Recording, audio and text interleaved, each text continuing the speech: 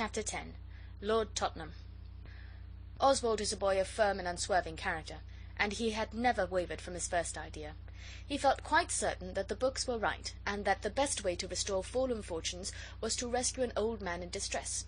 Then he brings you up as his own son, but if you preferred to go on being your own father's son, I expect the old gentleman would make it up to you some other way. In the books the least thing does it. You put up the railway carriage window, or you pick up his purse when he drops it, or you say a hymn when he suddenly asks you to, and then your fortune is made. The others, as I said, were very slack about it, and did not seem to care much about trying the rescue. They said there wasn't any deadly peril, and we should have to make one before we could rescue the old gentleman from it, but Oswald didn't see that that mattered. However, he thought he would try some of the easier ways first, by himself. So he waited about the station, pulling up railway carriage windows for old gentlemen who looked likely, but nothing happened, and at last the porters said he was a nuisance, so that was no go. No one ever asked him to say a hymn, though he had learned a nice short one, beginning "New every morning," and when an old gentleman did drop a 2-shilling piece just by Ellis's the hairdresser's, and Oswald picked it up and was just thinking what he should say when he returned it, the old gentleman caught him by the collar and called him a young thief. It would have been very unpleasant for Oswald if he hadn't happened to be a very brave boy, and knew the policeman on that beat very well indeed. So the policeman backed him up, and the old gentleman said he was sorry, and offered Oswald 6pence. Oswald refused it with polite disdain, and nothing more happened at all. When Oswald had tried by himself, and it had not come off, he said to the others, "We're wasting our time, not trying to rescue the old gentleman in deadly peril. Come, buck up. Let's do something." It was dinner time, and Pincher was going round getting the bits off the plates. There were plenty, because it was cold mutton day, and Alice said, "It's only fair to try Oswald's way. He has tried all the things the others thought of. Why couldn't we rescue Lord Tottenham?" Lord Tottenham is the old gentleman who walks over the heath every day in a paper collar at 3 o'clock, and when he gets halfway, if there is no one about, he changes his collar and throws the dirty one into the furze bushes. Dicky said, "Lord Tottenham's all right, but where's the deadly peril?" But we couldn't think of any. There are no highwaymen on Blackheath now, I'm sorry to say, and though Oswald said half of us could be highwaymen and the other half rescue party, Dora kept on saying it would be wrong to be a highwayman, so we had to give that up. Then Alice said, "What about Pincher?" We all saw at once that it could be done. Pincher is very well bred, and he does know 1 or 2 things, though we never could teach him to beg, but if you tell him to hold on, he will do it, even if you only say "seize him" in a whisper. So we arranged it all. Dora said she wouldn't play. She said she thought it was wrong, and she knew it was silly, so we left her out, and she went and sat in the dining room with a goody book, so as to be able to say she didn't have anything to do with it if we got into a row over it. Alice and H.O. were to hide in the furze bushes just by where Lord Tottenham changes his collar, and they were to whisper "seize him" to Pincher, and then when Pincher had seized Lord Tottenham, we were to go and rescue him from his deadly peril. And he would say, "How can I reward you, my noble young preservers?" and it would be all right. So we went up to the heath. We were afraid of being late. Oswald told the others what procrastination was, so they got to the furze bushes a little after 2 o'clock, and it was rather cold. Alice and H.O. and Pincher hid, but Pincher did not like it any more than they did, and as we 3 walked up and down we heard him whining, and Alice kept saying, "I am so cold, is he coming yet?"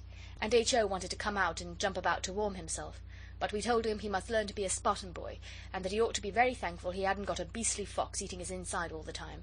H.O. is our little brother, and we are not going to let it be our fault if he grows up a milksop. Besides, it was not really cold. It was his knees. He wears socks.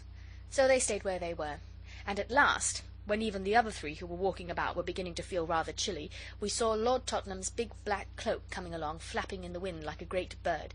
So we said to Alice, "Hist! He approaches. You'll know when to set Pincher on by hearing Lord Tottenham talking to himself. He always does while he's taking off his collar."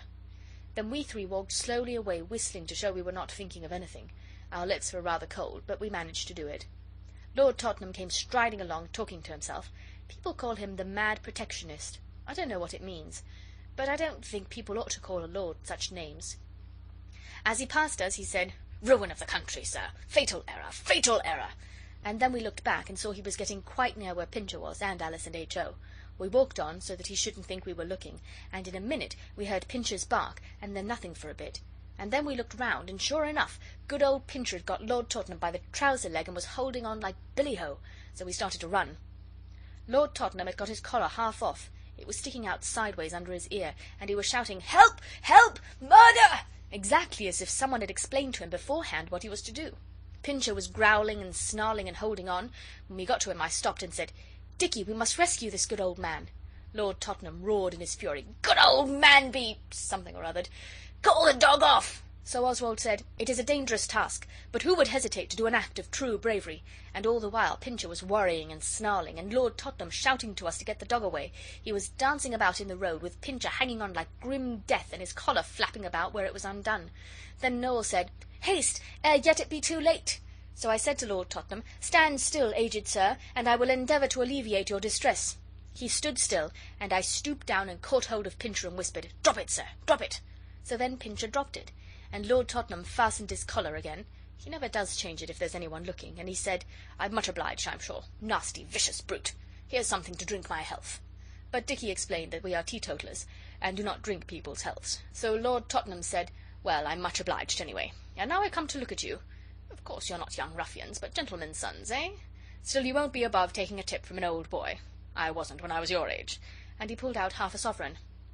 It was very silly, but now we'd done it I felt it would be beastly mean to take the old boy's chink after putting him in such a funk. He didn't say anything about bringing us up as his own sons, so I didn't know what to do. I let Pincher go and was just going to say he was very welcome and we'd rather not have the money, which seemed the best way out of it, when that beastly dog spoiled the whole show. Directly I let him go he began to jump about at us and bark for joy and try to lick our faces. He was so proud of what he'd done. Lord Tottenham opened his eyes and he just said, "The dog seems to know you." And then Oswald saw it was all up and he said, "Good morning," and tried to get away. But Lord Tottenham said, "Not so fast," and he caught Noel by the collar. Noel gave a howl and Alice ran out from the bushes. Noel is her favourite. I'm sure I don't know why. Lord Tottenham looked at her and he said, "So there are more of you?" And then H.O. came out. "Do you complete the party?" Lord Tottenham asked him, and H.O. said there were only 5 of us this time. Lord Tottenham turned sharp off and began to walk away, holding Noel by the collar. We caught up with him and asked him where he was going, and he said, "To the police station." So then I said quite politely, "Well, don't take Noel, he's not strong, and he easily gets upset. Besides, it wasn't his doing. If you want to take anyone, take me. It was my very own idea." Dicky behaved very well. He said, "If you take Oswald, I'll go too, but don't take Noel, he's such a delicate little chap." Lord Tottenham stopped, and he said, "You should have thought of that before." Noel was howling all the time, and his face was very white, and Alice said, "Oh, do let Noel go, dear, good, kind Lord Tottenham. He'll faint if you don't, I know he will, he does sometimes. Oh, I wish we'd never done it. Dora said it was wrong." "Dora displayed considerable common sense," said Lord Tottenham, and he let Noel go. And Alice put her arm around Noel and tried to cheer him up, but he was all trembly and as white as paper. Then Lord Tottenham said, "Will you give me your word of honour not to try to escape?" So we said we would. "Then follow me," he said, and led the way to a bench. We all followed, and Pincher too, with his tail between his legs. He knew something was wrong. Then Lord Tottenham sat down, and he made Oswald and Dicky and H.O. stand in front of him, but he let Alice and Noel sit down, and he said, "You set your dog on me, and you tried to make me believe you were saving me from it. And you would have taken my half-sovereign. Such conduct is most... No, you shall tell me what it is, sir, and speak the truth." So I had to say it was most ungentlemanly, but I said I hadn't been going to take the half-sovereign. "Then what did you do it for?" he asked. "The truth, mind." So I said, "I see now it was very silly, and Dora said it was wrong, but it didn't seem so till we did it. We wanted to restore the fallen fortunes of our house, and in the books, if you rescue an old gentleman from deadly peril, he brings you up as his own son, or if you prefer to be your father's son, he starts you in business, so that you end in wealthy affluence. And there wasn't any deadly peril, so we made Pincher into one. And so..." I was so ashamed I couldn't go on, for it did seem an awfully mean thing. Lord Tottenham said, "A very nice way to make your fortune, by deceit and trickery. I have a horror of dogs. If I'd been a weak man, the shock might have killed me. What do you think of yourselves, eh?" We were all crying except Oswald, and the others say he was. And Lord Tottenham went on, "Well, well, I see you're sorry. Let this be a lesson to you, and we'll say no more about it. I'm an old man now, but I was young once." Then Alice slid along the bench close to him, and put her hand on his arm, her fingers were pink through the holes in her woolly gloves, and said, "I think you're very good to forgive us, and we are really very, very sorry. But we wanted to be like the children in the books, only we never have the chances they have. Everything they do turns out all right. But we are sorry, very, very. And I know Oswald wasn't going to take the half-sovereign. Directly you said that about a tip from an old boy I began to feel bad inside, and I whispered to H.O. that I wished we hadn't." Then Lord Tottenham stood up, and he looked like the death of Nelson, for he is clean-shaved, and it is a good face, and he said, "Always remember never to do a dishonourable thing, for money or for anything else in the world." And we promised we would remember. Then he took off his hat, and we took off ours, and he went away, and we went home. I never felt so cheap in all my life. Dora said, "I told you so," but we didn't mind even that so much, though it was indeed hard to bear. It was what Lord Tottenham had said about ungentlemanly. We didn't go on the Heath for a week after that, but at last we all went, and we waited for him by the bench. When he came along, Alice said, "Please, Lord Tottenham, we have not been on the Heath for a week, to be a punishment because you let us off, but we have brought you a present each if you will take them to show you are willing to make it up." He sat down on the bench, and we gave him our presents. Oswald gave him a sixpenny compass. He bought it with my own money on purpose to give him. Oswald always buys useful presents. The needle would not move after I'd had it a day or two, but Lord Tottenham used to be an admiral, so he will be able to make that go all right. Alice had made him a shaving case with a rose worked on it, and H.O. gave him his knife, the same one he once cut all the buttons off his best suit with. Dicky gave him his prize Naval Heroes, because it was the best thing he had, and Noel gave him a piece of poetry he had made himself. When sin and shame bow down the brow, then people feel just like we do now. We are so sorry with grief and pain. We will never be so ungentlemanly again. Lord Tottenham seemed very pleased. He thanked us and talked to us for a bit, and when he said good-bye, he said, "All's fair weather now, mates," and shook hands. And whenever we meet him, he nods to us, and if the girls are with us, he takes off his hat, so he can't really be going on thinking us ungentlemanly now. End of chapter 10.